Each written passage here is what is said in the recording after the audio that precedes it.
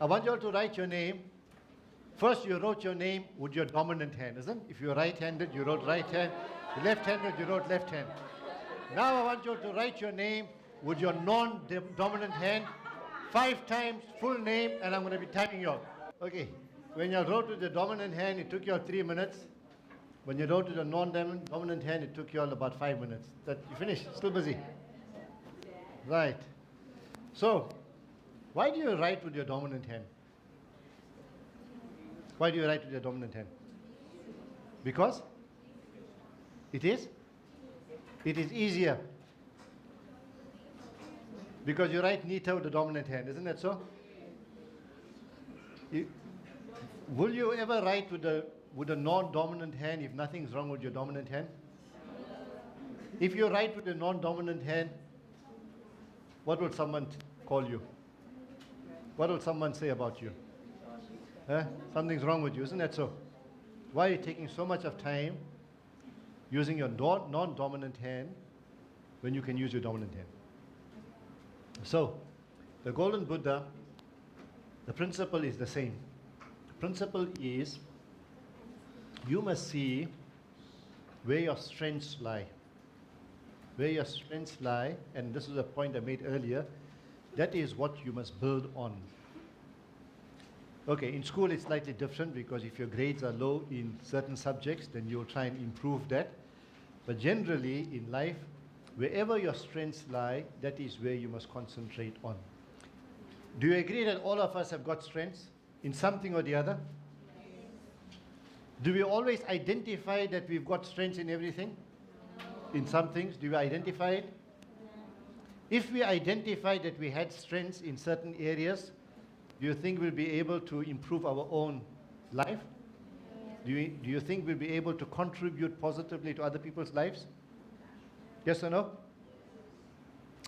And if we were leaders, if we had people working for us, people in our teams, we were the leaders, and if we were able to identify the gold that everyone else has, will we be able to get out the best from them?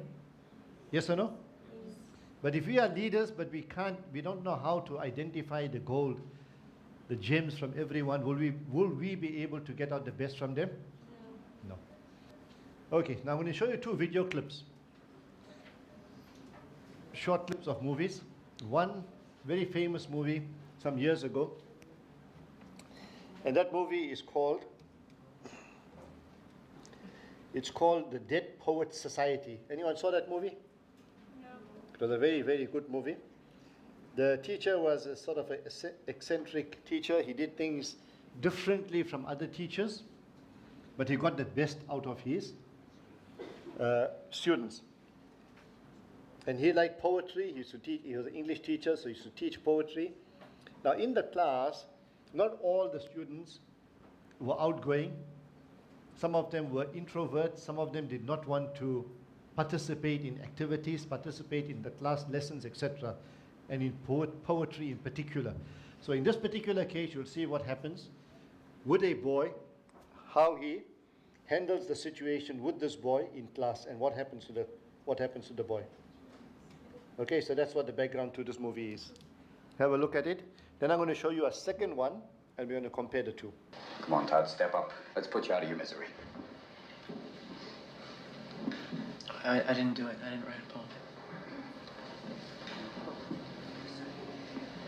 Mr. Anderson thinks that everything inside of him is worthless and embarrassing. Isn't that right, Todd? And that's your worst fear. I think you're wrong. I think you have something inside of you that is worth a great deal. I sound my barbaric yelp. The rooftops of the world. W. Uncle Walt again. Now, for those of you who don't know, a yelp is a loud cry or yell. Now, Todd, I would like you to give us a demonstration of a barbaric yelp. Come on, you can't yelp sitting down. Let's go. Come on, up. Gotta get in yelping stance. a yacht. No, not just a yelp. A barbaric yelp. Yacht. Come on, louder. Yacht. Oh, that's a mouse. Come on, louder. Yacht. Oh, good God, boy, yell like that. There it is. You see, you're a barbarian in you after all. Now, you don't get away that easy. Picture of Uncle Walt up there. What does he remind you of? Don't think. Answer. Go on. A madman. What kind of madman? Well, think about it. Just answer again. A crazy madman. No, you can do better than that. Free up your mind. Use your imagination. Say the first thing that pops into your head, even if it's total gibberish. Go on. A sweaty-toothed madman. Good God, boy. There's a poet in you after all. There. Close your eyes. Close your eyes. Close them. Now, describe what you see. I close my eyes. Yes? And this image floats beside me. Sweaty-toothed madman. The sweaty-toothed madman with a stare that pounds my brain. Oh, that's excellent. Now, give him action. Make him do something. His hands reach out and choke me. Wonderful. Wonderful. And all the time he's mumbling. What's he mumbling? Mumbling truth. Yes. Truth like a blanket that always leaves your feet cold. Forget them. Stay with the blanket. Tell me about that blanket. You push it, stretch it, it'll never be enough. You kick at it, beat it, it'll never cover any of us. From the moment we enter crying to the moment we leave dying, it'll just cover your face as you wail and cry and scream.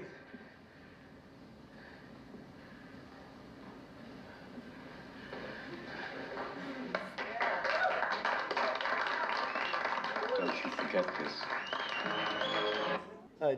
The movie is called Nice Pipes, and in this particular movie, the teacher wanted to have a team of participants in a show.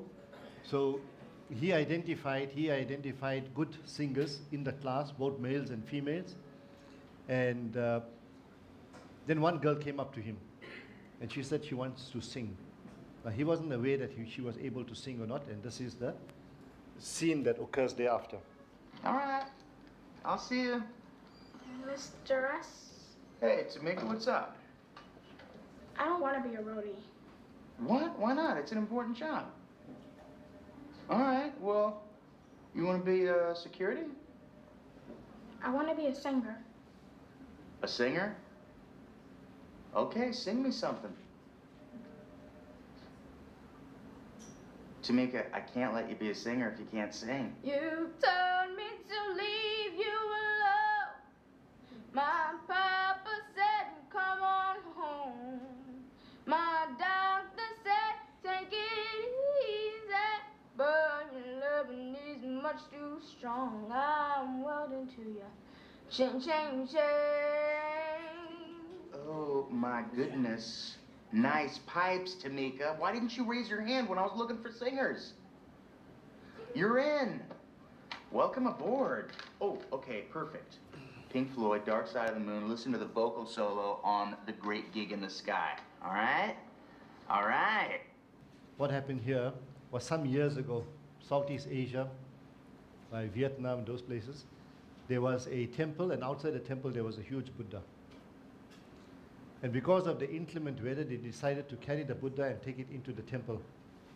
So they got a crane, they hoisted it, and whilst carrying the Buddha, it fell. When it fell, the cement out of which it was made cracked. So they became very, very concerned. Something as valuable as this, and we've damaged it. So while they were deciding what to do with it, someone noticed that there was a crack in this Buddha, and there was something shining through that crack. They said, this is strange. So when they investigated and it just made that hole bigger, they noticed that it was the largest solid block of gold ever found in the world. This was about 40 years ago. This is a true story. Huge block of gold. So the Buddha was made of a block of gold.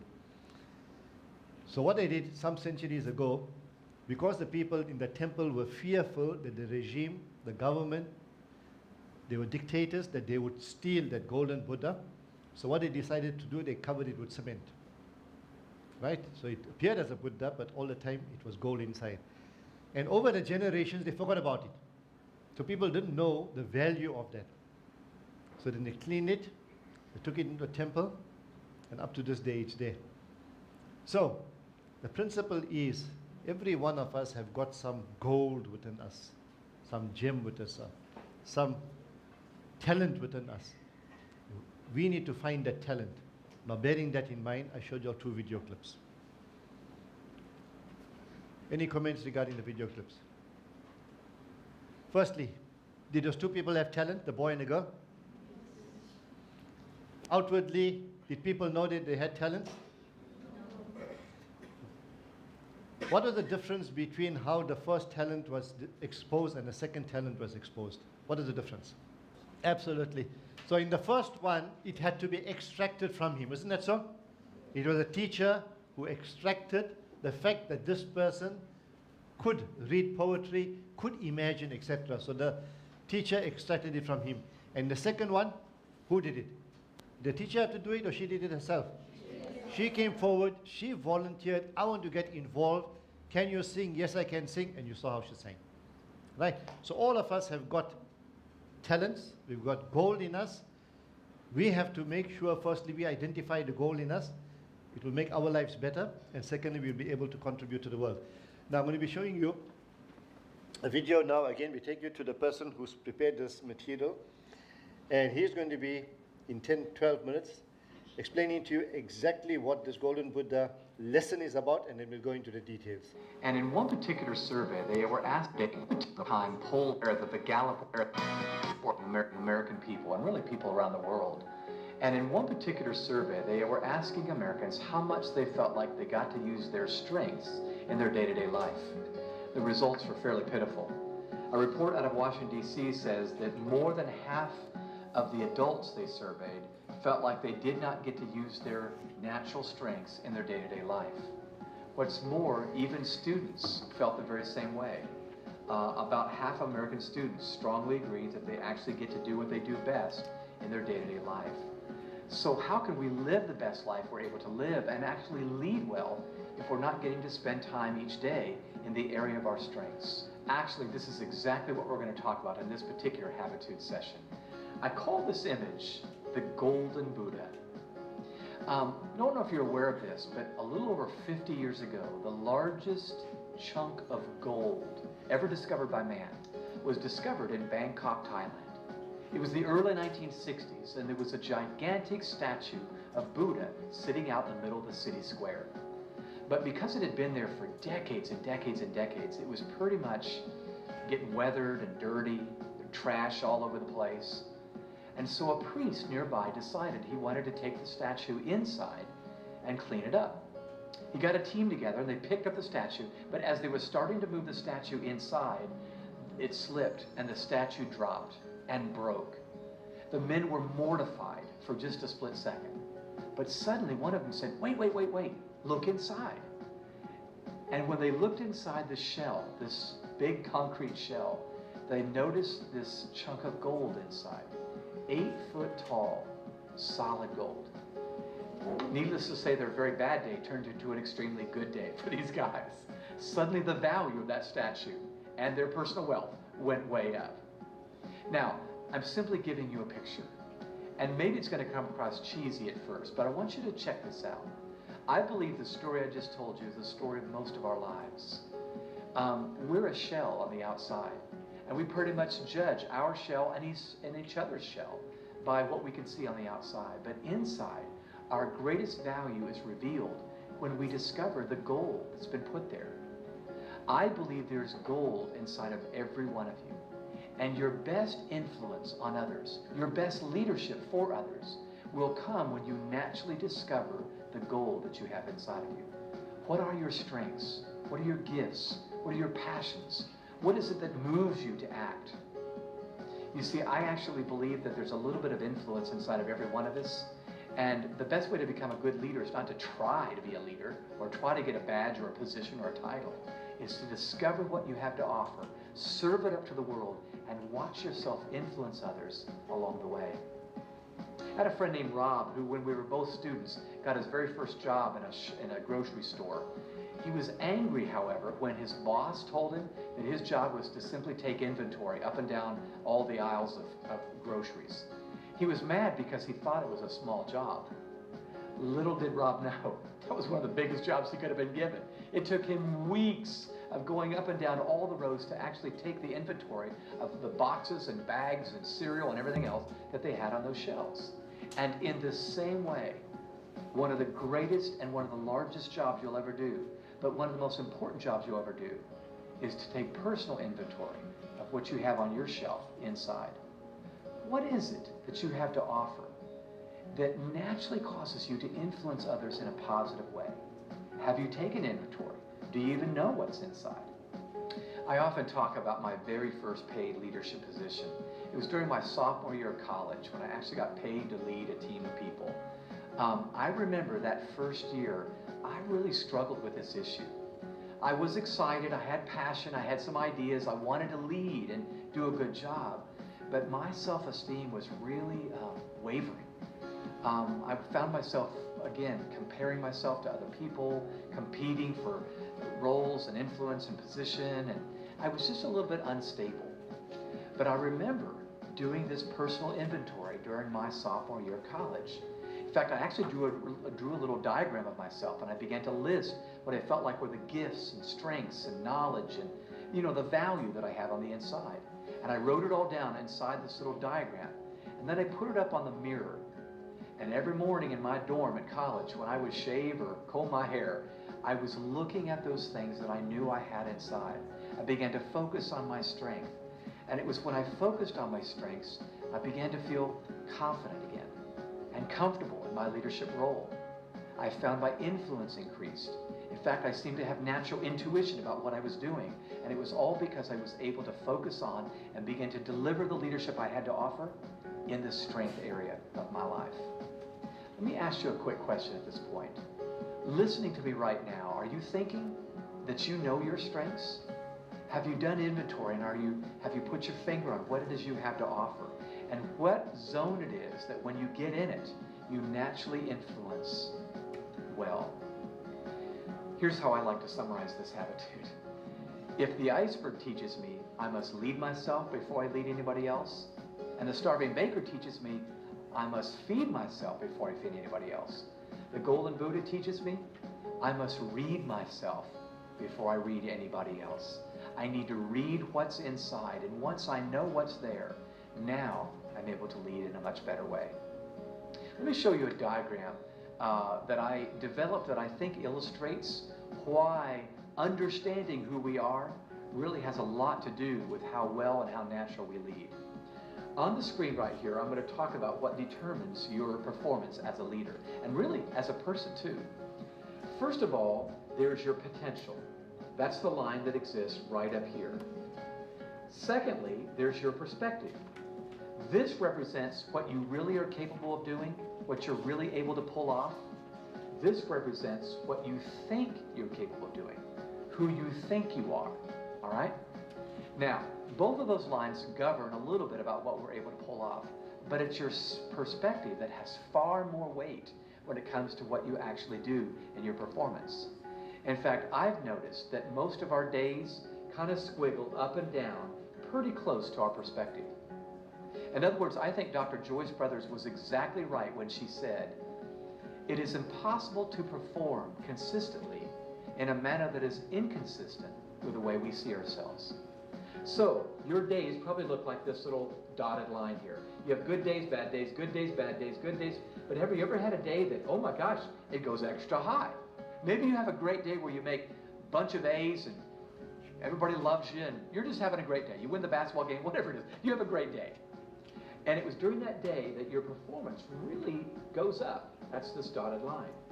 What I found we normally do is we perform at a really high level, but we don't think we really deserve to be doing that. That doesn't fit who we think we are. It doesn't fit our self-esteem. And we quickly retreat back down to a level of mediocrity.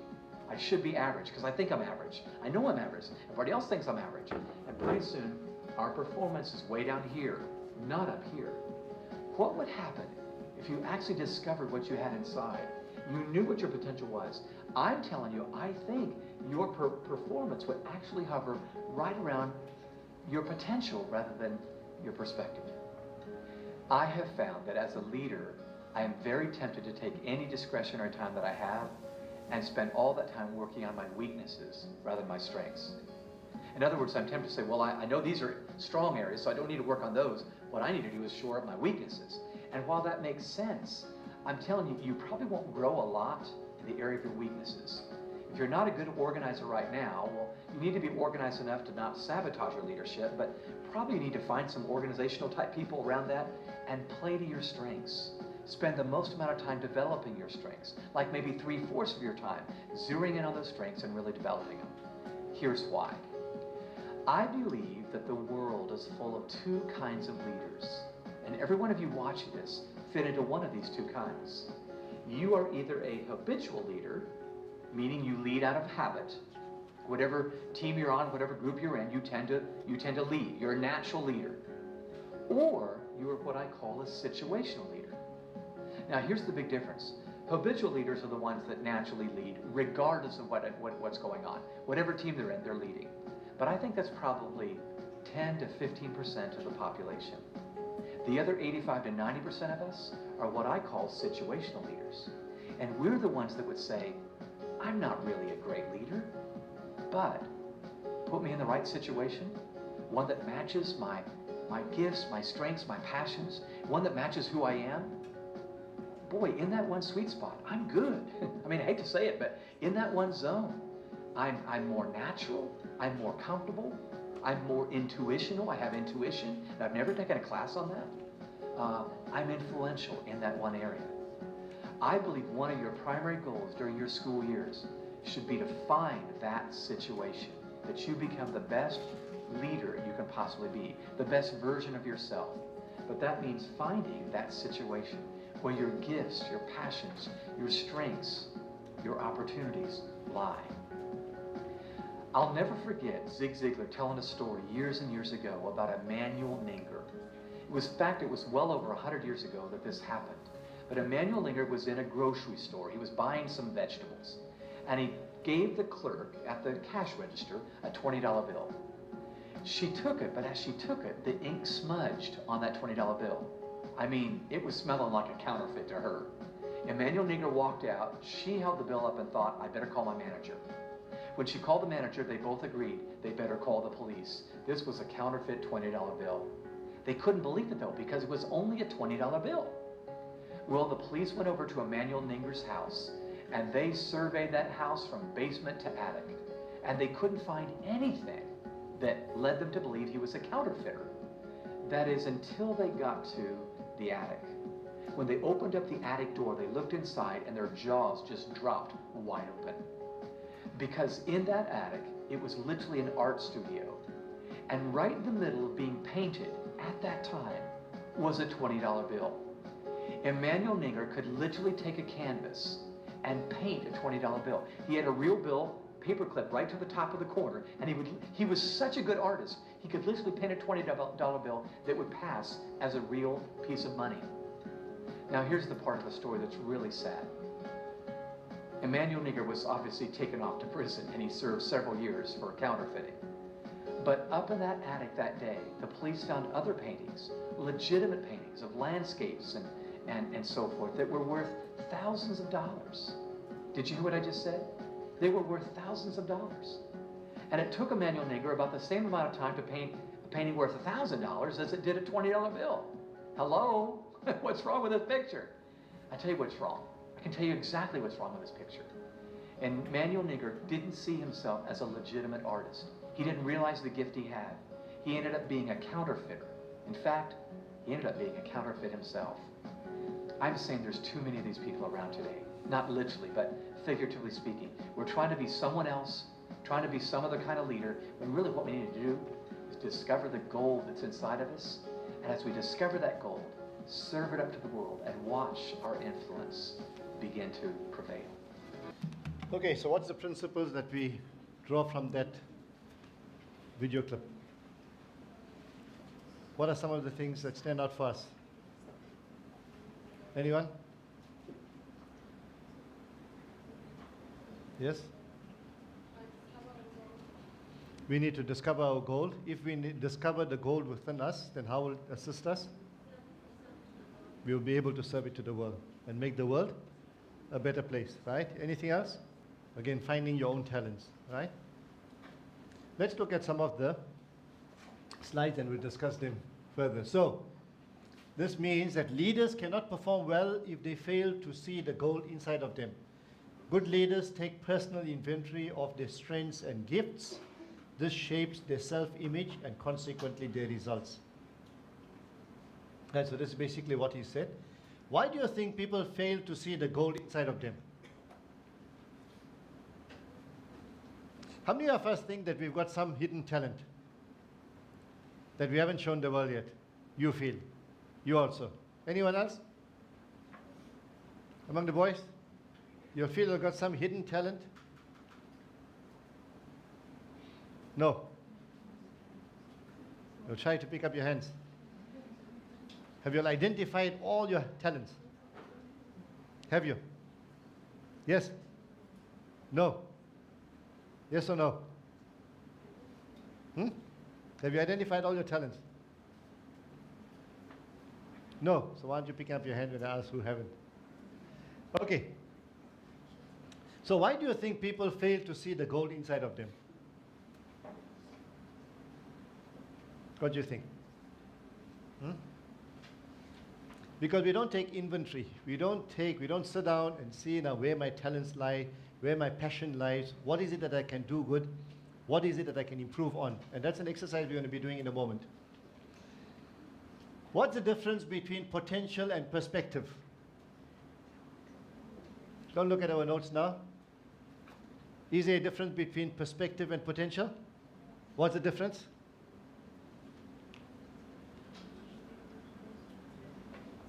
Boys are all sleeping. From the morning, hardly any of you responded to anything.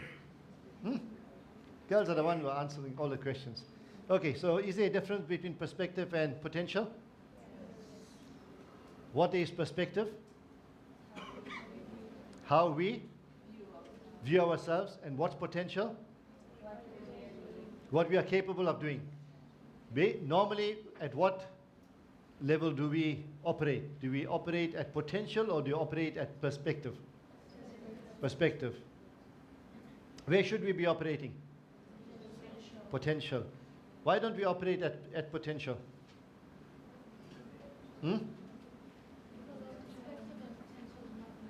Because our potential and perspective don't match. Should they match? If it matches, then what will happen? We will perform to our optimum. If we perform to our optimum, we'll be performing very well and we will be able to benefit society around us. So, as he mentioned, most of the time this is where we operate. Perspective, this is where we feel we should be. On occasions, because we do something good, then there is a spike, we feel happy, there's euphoria about it, and then we go back to our normal position, which is perspective. So we should be operating there. If we operate there, then we will be operating at our optimum. This is a very powerful quotation. I want you to tell me what it means. It is impossible to consistently perform in a manner that is inconsistent with the way you see yourself. I'll repeat it. It is impossible to consistently perform in a manner that is inconsistent with the way you see yourself. Firstly, do you agree with that? And what does it mean? Okay, what it means is that how we view ourselves, that is how we will perform. Isn't that so? If I consider that I can only perform at that level, that is the level at which I'm going to perform. If I feel that that is the level at which I can perform, then obviously I will perform at that level. It is said that what a person thinks becomes his words. His words then become his actions. His actions become his habits. His habits become his character, and his character becomes his destiny. So, if we want to change our destiny, how we will end up, how people think of us, when we die, how they'll think of us, if we want to change our destiny, where should we begin? Where should we begin? With our thoughts. So whatever thoughts we have, they will end up being words. Our words will end up being action. Our action, if we do it consistently, it will become our habits. Our habits then become our character, and our character will eventually become our our destiny. This is how we will be remembered. So if we want to change our destiny, where do we begin? So, think about it. It is impossible to consistently perform in a manner that is inconsistent with the way you see yourself. So if you see yourself that you can't perform well, you can't reach any level, you can't improve, then that is the place where you're going to be stuck. Okay? Who are people in your life that do not let their performance affect their perspective? People who will reach the level at which they feel their potential lie. Is there anyone that you can think of? Is there anyone in your family, in your school, out in the community? Are there any sporting heroes that you have who are constantly performing at their potential? Anyone comes to mind?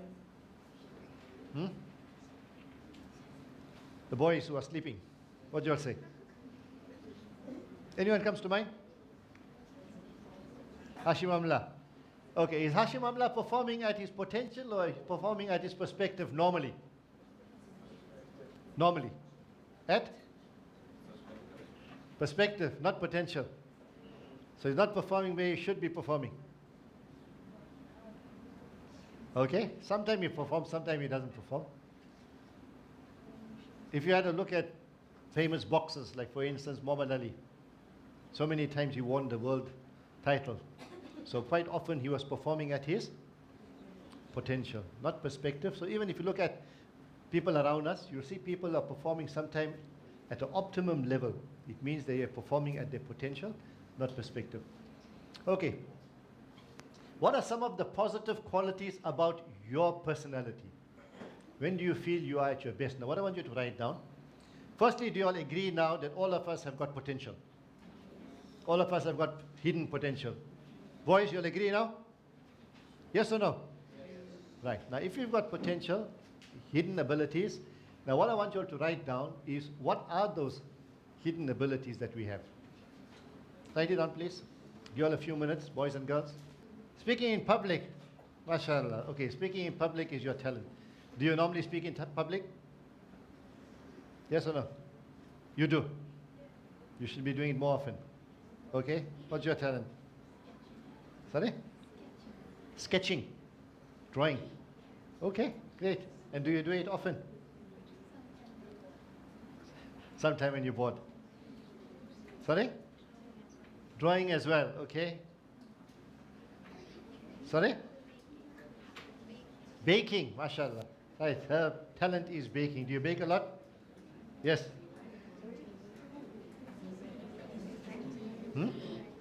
Writing. What do you write? Short stories? In which way? Which way you like writing?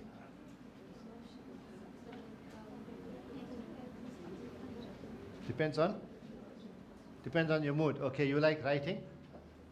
Let's see some of the boys. What's your hidden talent? What? Sorry? No talent. So how can you be of benefit to the world if you say you got no talent at all? Sorry? Motor racing. So do you race cars? Do you? Where? You like driving? What talent do you have? MashaAllah. And you can? Good at arguing. Okay, he's got two talents. One talent is very good at cooking. Right, and the other talent, okay. So is it, do you cook? You cook sometimes. Nice husband to have. Okay, see, my son, one of my son is, he's a lawyer, and but he always liked cooking. So even at home, he used to get involved in the kitchen. Shouldn't really cook like food and stuff, but he used to dabble in things, try and experiment and so forth. So in December last year, himself and his wife went to London. His wife is a chartered accountant, so she got transferred to London. So he's still looking for a job, right? He's applied a number of places, He was busy with his master's, so he finished his dissertation while he was there in the 2 months that he's there. But now what is he doing at home? What's he doing? While his wife has gone to work, what is he doing? Cooking, yes. The other day he showed us he sent a photograph showing his mother, here's the curry khichdi I made. Right? See, so he had a talent, came to the fore when the time came for him to use it, and he's assisting his wife. Obviously, when he starts working, then. So, good talent to have. The other talent, I don't think that's a talent. Arguing. Huh? Debating, right. Debating is a good talent, yes. What about you?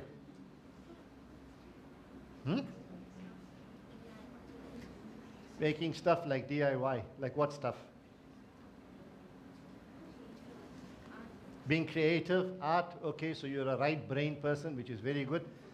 Lots of us are left brain. Left brain, maybe you're lawyers and accountants and engineers, they are left brain. Right brain are the creative people. So you get your artists, your poets, your nasheed singers, your singers, all of them are right brain, creative brain. Very good. But do you use it? Do you use it? Use it. Very good. What about you?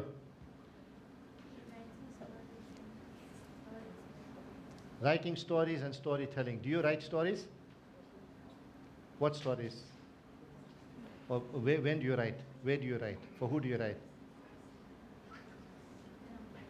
When you're bored, you write stories. So, have you ever thought of making it into publishing books? Why not? Maybe you've got a talent.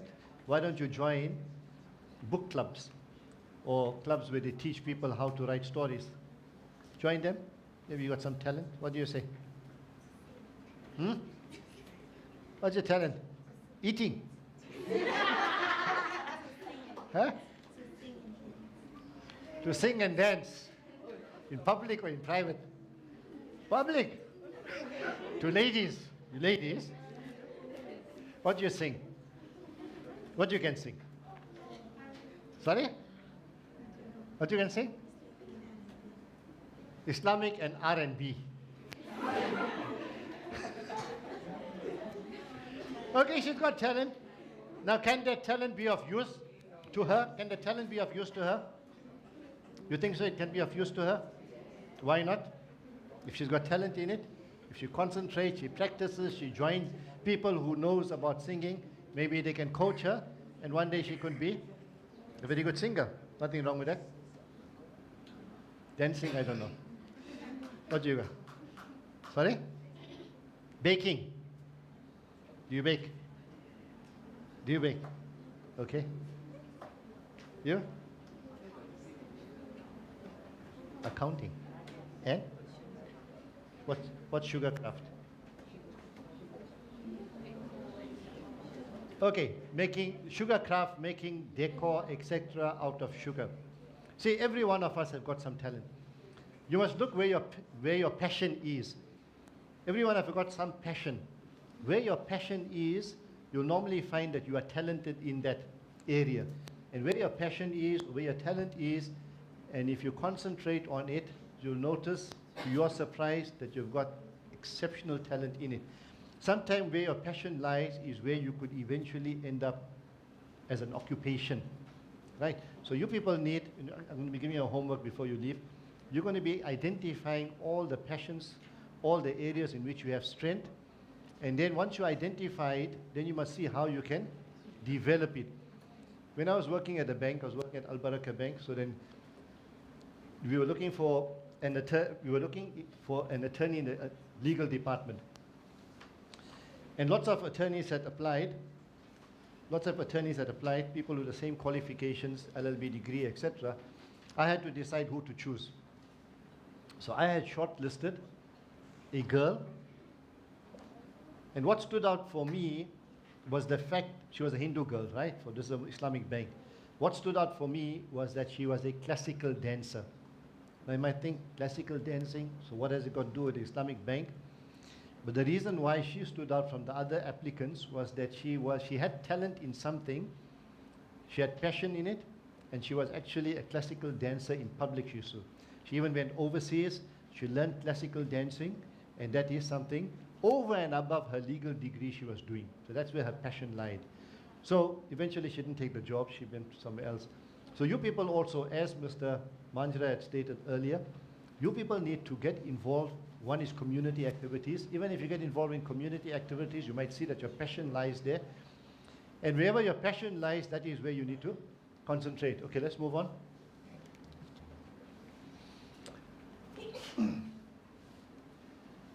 Right, we need to take a personal inventory. Use plenty of time to think about it. Then list your qualities, abilities, passions, opportunities, and affirmation you've received. Affirmation that someone has complimented you. So I want you to write these down. I'll give you definitions of each one. This is the homework you're going to get. Right? Because now you want to see where your talents lie. And under each of these categories.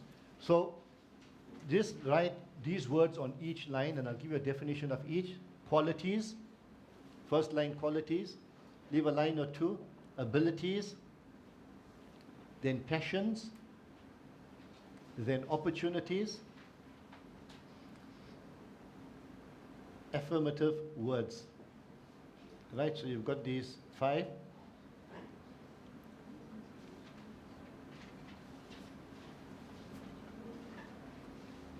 What you need to do is write down the top 3 in each of the following categories. Now here's the definitions. So qualities, write it next to it, please. Positive attributes about your personality, whatever they are.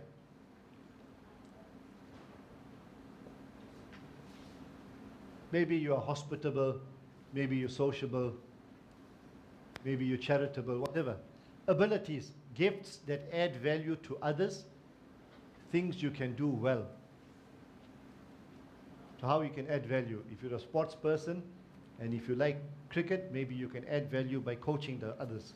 Right. If you like cooking, for example, or you like baking, maybe you can teach that to others. Whatever your abilities are, where you can add value to others. Passions, desires you have inside that you'd love to pursue in your career or personal life.